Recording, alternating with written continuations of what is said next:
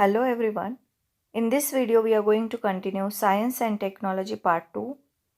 Lesson number 2, Life Processes in Living Organism Part 1. We have learned for energy production nutrients and oxygen are necessary. But how they together produce energy? To find the answer, let us move to the next part of the chapter. Living organism and energy production. All living organisms perform respiration. Let us define respiration. The oxidation of foodstuff to produce energy is called as respiration.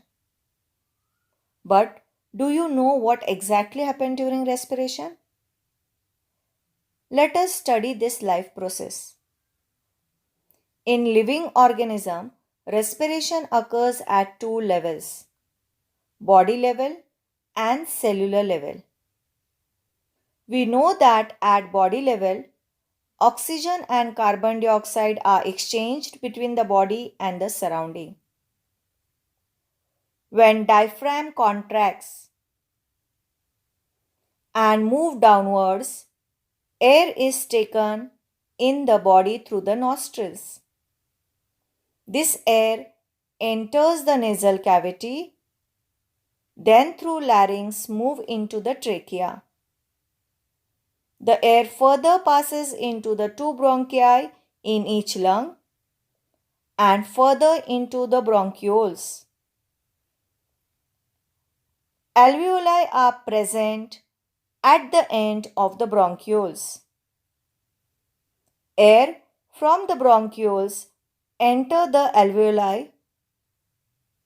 Oxygen present in air is taken up by the blood present in alveoli blood vessels, and carbon dioxide is released in alveoli, which is thrown out of the body when we exhale air. Now, let us study the stages of respiration. The respiration involves two important stages. The first stage is the breathing process or external respiration. The second stage is the cellular respiration or internal respiration. External respiration involves two important steps, that is inhalation and exhalation, while internal respiration is of two types: aerobic respiration and anaerobic respiration. Cellular respiration. When oxygen is taken inside the body, it is utilized to oxidize glucose molecule into carbon dioxide, water, and energy is released. Oxidation of glucose takes place inside the cell of living organism is called as cellular respiration. Each glucose molecule that is oxidized during this process is made up of 6 carbon atoms, 12 hydrogen atoms, and 6 oxygen atoms. All these atoms are joined together with covalent bond.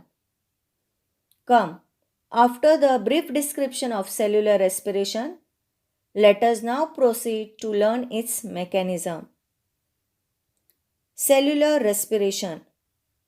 Carbohydrates of the food that we consume every day are mainly utilized for production of energy required for daily need. This energy is obtained in form of ATP.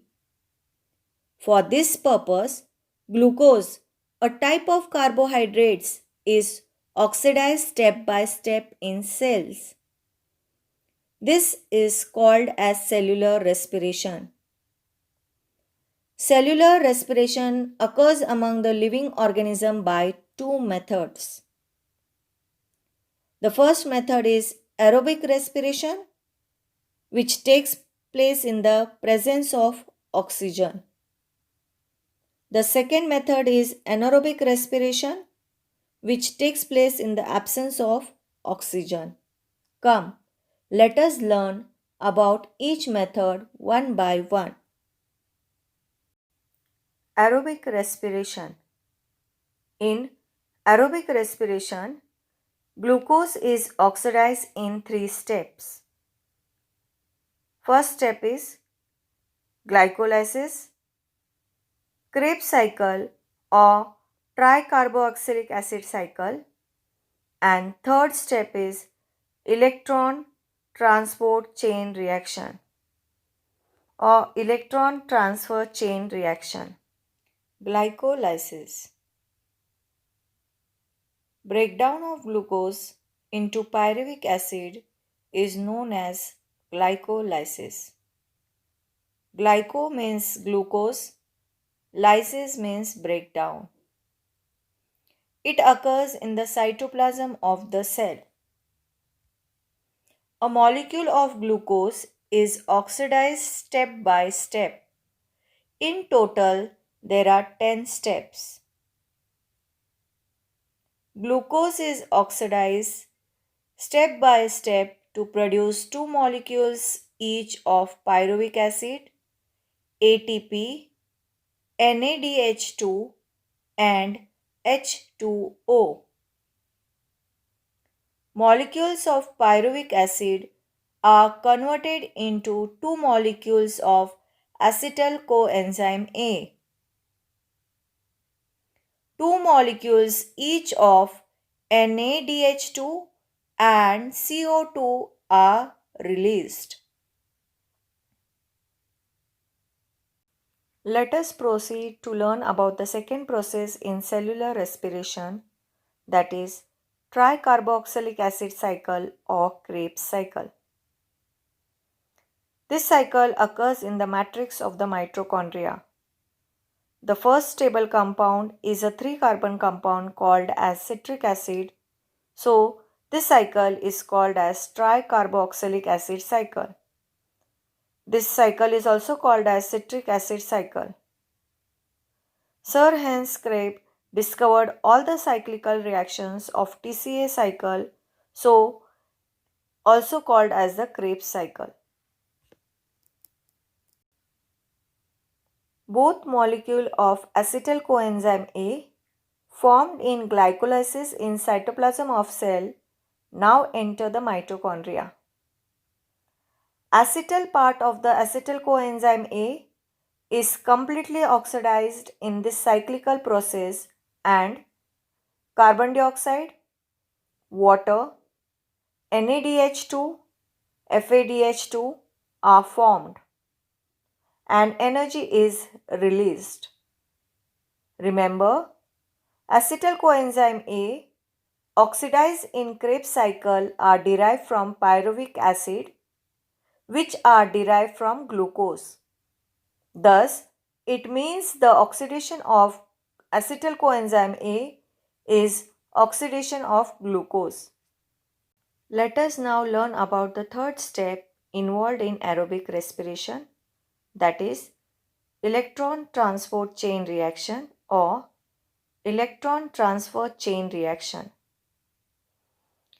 It occurs on the inner mitochondrial membrane containing protein complexes. Molecules of NADH2 and FADH2 formed during glycolysis and Krebs cycle now participate in electron transfer chain reaction. In this reaction, each NADH2 molecule produces 3 ATP molecules. Each FADH2 molecule produces 2 ATP molecules. Besides ATP, water molecules also produce. Electron transfer chain reaction is operated in mitochondria only. Thus, in aerobic respiration, when a glucose is completely oxidized, carbon dioxide and water are produced along with energy.